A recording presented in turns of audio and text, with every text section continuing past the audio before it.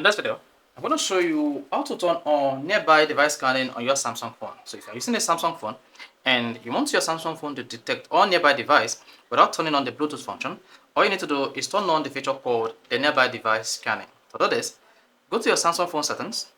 While on the settings page, click on connections, scroll down and click on more connection settings. Now tap nearby device scanning, then turn on this feature. So once this feature is turned on, the nearby device scanning will be turned on your Samsung phone, and your Samsung device will be able to detect all devices in the nearby location without putting on your Bluetooth function. However, you can also use this method to turn on device scanning in your Samsung phone. Hit the search button, then search for nearby device scanning, nearby device scanning.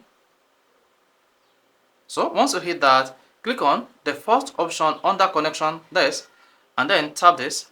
Then you can then turn on the nearby device scanning on your Samsung phone. So these are the steps you need to take to achieve this on your device to be able to search for device in the nearby and let your Samsung phone connect to them in pop-up or in the location panel. If this is helpful, you want to hit the like button and don't forget to subscribe to our YouTube channel for more quality videos just like this.